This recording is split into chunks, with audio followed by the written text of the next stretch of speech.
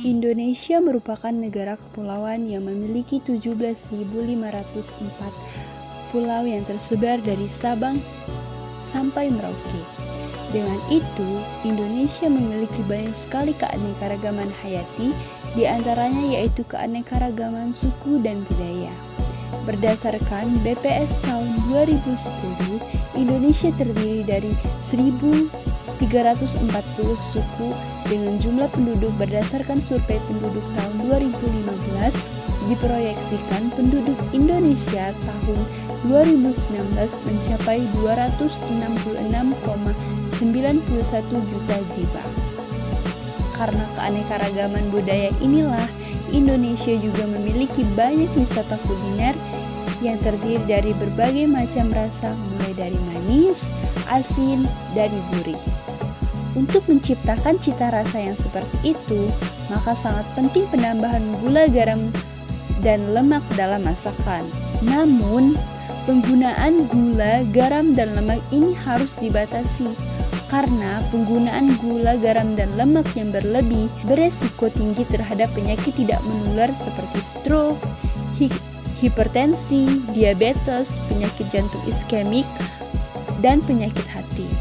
Di tingkat global sendiri, sekitar 63% penyebab penyakit tidak menular membunuh 36 juta jiwa per tahun.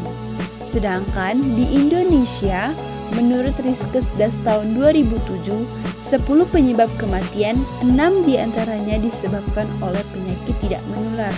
Sangat berbahaya bukan? Dan salah satu penyebab dari penyakit tidak menular yaitu penggunaan gula, garam, dan lemak yang berlebih.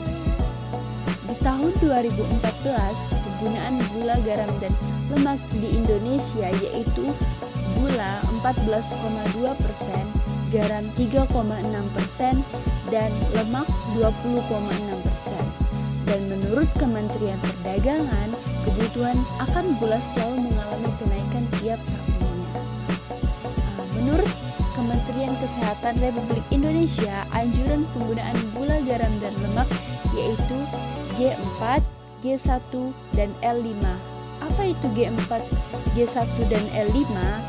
G4 merupakan konsumsi gula, yaitu 10% dari energi total atau setara dengan 4 sendok makan per orang per hari. Konsumsi garam kurang dari 200 mg natrium atau setara dengan 1 sendok teh per orang per hari. Sedangkan konsumsi lemak yaitu 20-30% dari energi total atau setara dengan 5 sendok makan per orang per hari. Lalu, bagaimana tips konsumsi GGL? Kementerian Kesehatan Republik Indonesia juga memberikan tips sehat konsumsi gula, garam, dan lemak yang aman. Ada 7 tipsnya. Yang pertama, pilihlah bahan makanan segar daripada bahan makanan kemasan atau bahan makanan yang diawetkan. Mengapa demikian? Karena makanan dalam kemasan dan makanan yang diawetkan sangat tinggi kandungan gula, garam, dan lemaknya. Yang kedua, yaitu bacalah label pada kemasan makanan dengan teliti dan seksama. Pembacaan label ini penting, jadi kita bisa mengetahui seberapa banyak kandungan natrium ataupun glukosa ataupun lemak di dalam makanan tersebut.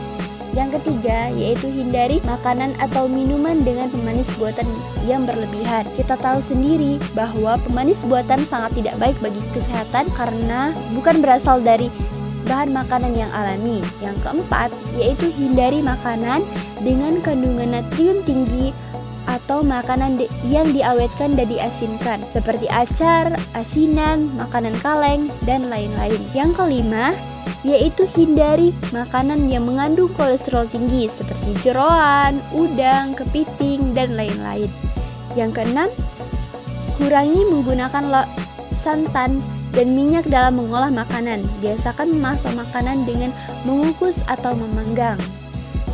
Yang ketujuh, yaitu batasi penggunaan bumbu penyedap makanan seperti MSG atau monosodium glutamat atau yang biasa disebut dengan vetsin. Sebagai gantinya, kita bisa menggunakan penguat rasa yang berasal dari bahan alami seperti bawang merah, bawang putih, daun bawang, kunyit, ketumbar, dan lain-lain. Nah, sangat bermanfaat bukan tips dari Kemenkes RI mengenai penggunaan konsumsi gula, garam, dan lemak yang aman. Nah, untuk itu, ayo batasi penggunaan gula, garam, dan lemak agar kita terhindar dari penyakit-penyakit degeneratif ataupun penyakit tidak menular lainnya. Be smart for healthy life.